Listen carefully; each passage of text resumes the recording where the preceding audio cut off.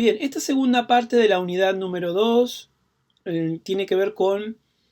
el inicio del proceso de revolución e independencia, que vamos a conversar brevemente, y luego el inicio del proceso de configuración del Estado argentino. Nosotros vamos a hacer una marca ahí en 1853 con la sanción de la Constitución Nacional. En este arco que nos queda por revisar, tendríamos que considerar algunas causas de estos procesos revolucionarios que tienen que ver con distintos factores, ¿no? Algunos que son internos, si se quiere, y otros que son externos. En el caso de los factores externos, el contexto europeo de expansión de la invasión napoleónica en los reinos castellanos, sobre todo, impactan en el proceso de credibilidad, diríamos así, ese principio de soberanía popular que establecía la monarquía sobre los súbditos es cuestionada. Las consecuencias de la Revolución Francesa en términos ideológicos, de las ideas ilustradas, la expansión de la industria inglesa y la búsqueda de esos nuevos mercados que devienen en hechos, por ejemplo, cómo van a suceder con las invasiones inglesas y la configuración en Buenos Aires de un proceso que se llama o se denomina de militarización, que es cuando se conforman los cuerpos, por ejemplo, de los patricios, que van a expulsar de alguna forma estas invasiones y que van a dar marco a un escenario donde perfectamente podría pensarse que no es tan necesaria la intervención militar real para defender a las colonias de una invasión, ¿no? Bueno, y en ese marco nosotros pensamos también de qué forma hay una especie de creciente autonomía, diríamos así, en algunas ciudades de las colonias o en algunas regiones, el aumento del descontento criollo en función de las consecuencias de las reformas borbónicas, ¿no? Y que en cierta medida impactan justamente en estos procesos revolucionarios. Este periodo que nosotros denominamos de Revolución e Independencia tiene una duración aproximada de 10 años, entre 1810 y 1820, en el caso del espacio rioplatense, un poco más, un poco menos en el caso de América Latina. Y lo que tenemos allí es un fuerte proceso de expansión del proceso revolucionario. Nuestras figuras, diríamos así, político-militares más relevantes o que han estado en nuestra historia escolar son San Martín, Bolívar, O'Higgins,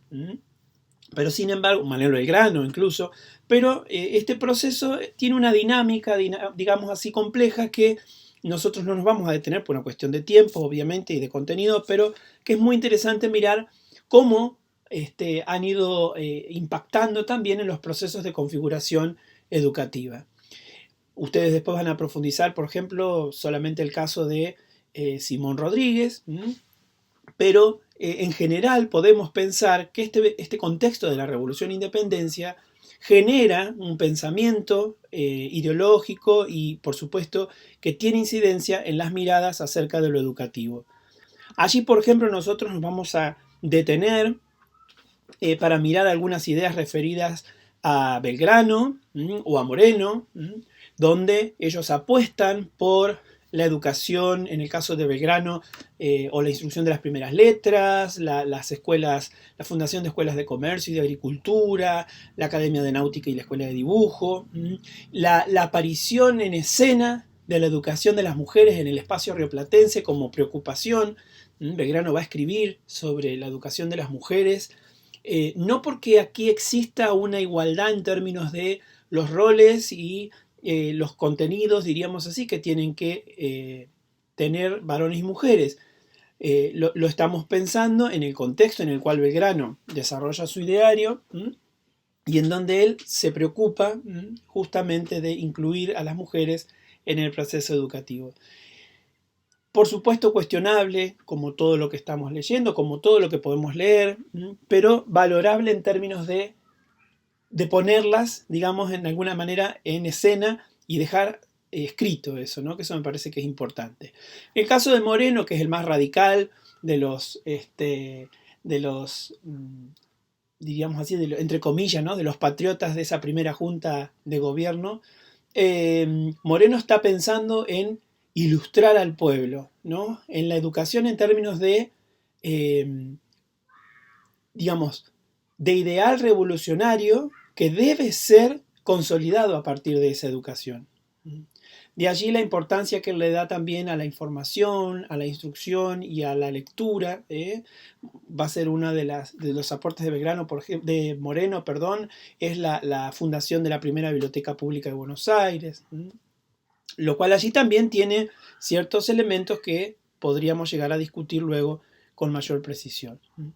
Este proceso revolucionario se va luego de 1820, se va a traccionar de alguna manera ya con la independencia declarada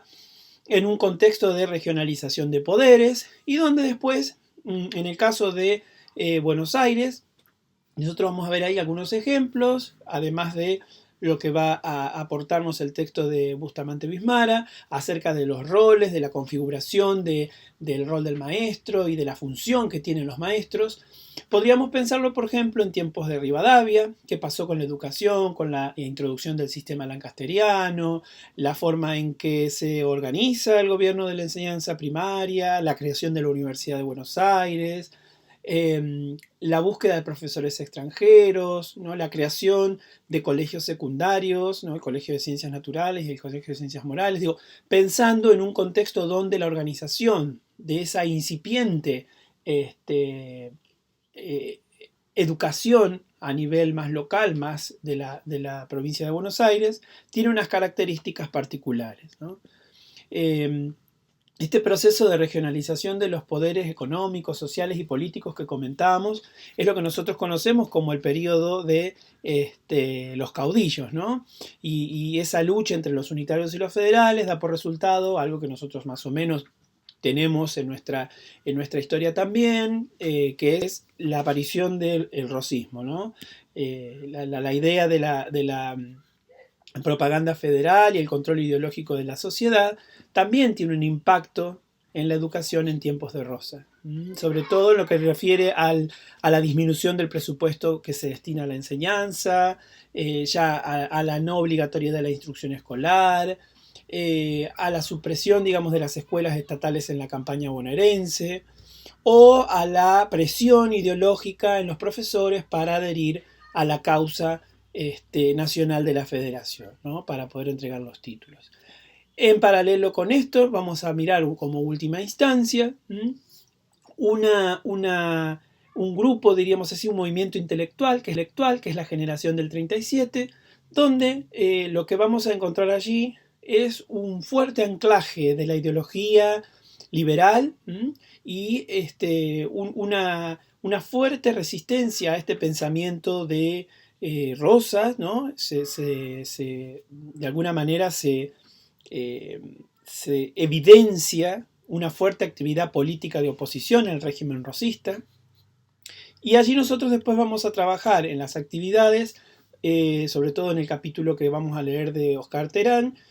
los aportes que Terán nos da para reflexionar sobre el pensamiento de Alberdi y de Sarmiento. Es decir, de qué manera esta propuesta de la generación del 37 en estos dos representantes que tomamos, había otros por supuesto, nos permiten pensar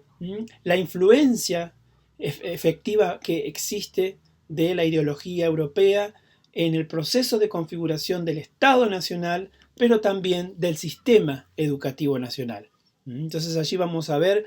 el impacto y la influencia de la Ilustración, el impacto y la influencia del romanticismo en términos de los discursos y de la construcción